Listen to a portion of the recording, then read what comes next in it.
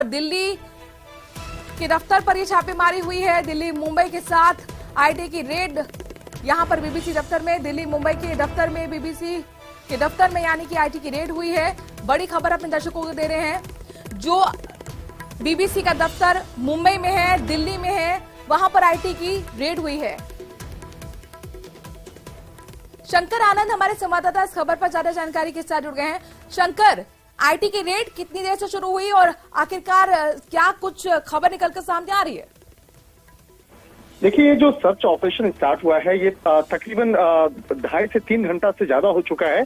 और सुबह में जब ये टीम जब पहुंची थी सर्च ऑपरेशन को अंजाम देने के लिए, जिसमें कि विशेष तौर पर 2 लोकेशन में पहुंची थी, एक मुंबई और दूसरा दिल्ली। जब मुंबई स्थित जो बीबीसी का दफ्तर है वहां पहुंचने के बाद वहां पर तकरीबन 60 से 70 अधिकारी वहां पर जांच करने की टीम वहां पे मौके पे पहुंचे थे। इसके साथ ही अगर दिल्ली की बात करें तो दिल्ली के केजी मार्ग स्थित बीबीसी का दफ्तर है, जहां पर टीम यहां पे पहुंची। और एक कहा जा सकता है कि इनकम टैक्स के जो हमारे सूत्र बताते हैं कि ये एक सर्वे है, और सर्वे इस बात को लेकर है कि पिछले कुछ समय से लगातार देखने को मिल रहा था कि बीबीसी के द्वारा जो एक टैक्स चोरी का जो से संबंधित जो आरोप है वो निकल के सामने आ रहे थे।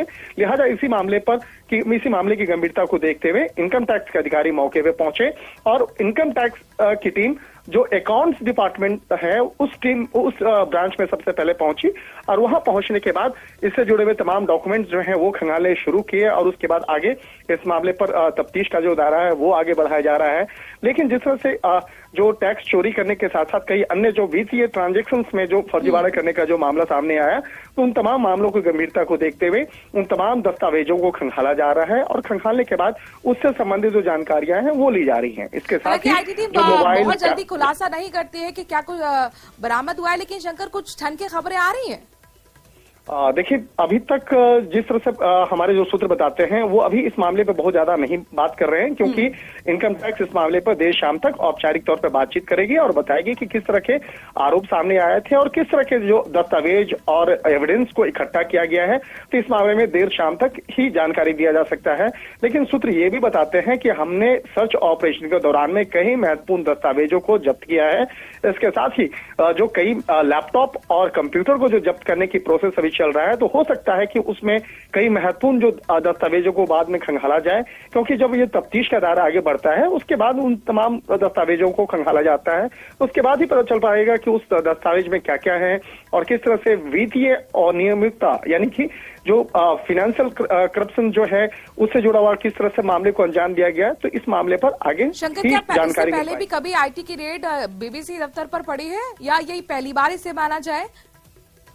देखिए, अभी जो है कहा जा सकता है कि ये तो पहली बार ऐसा देखने को मिला है कि बीबीसी न्यूज जो एक विदेशी संस्थान है और इस विदेशी संस्थान में पहली बार किसी भी सर्च ऑपरेशन को अंजाम दिया गया है।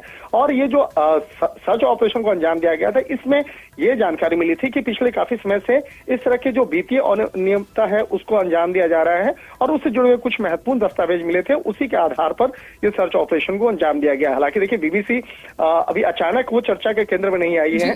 ये भारत में पिछले काफी समय से चर्चा के केंद्र में रही है, लेकिन पिछले कुछ समय पहले भी ये चर्चा के केंद्र में आई थी जब कुछ जो प्रोग्राम्स। जाहिर तौर पर शंकर, डॉक्यूमेंट्री को लेकर अभी बीबीसी काफी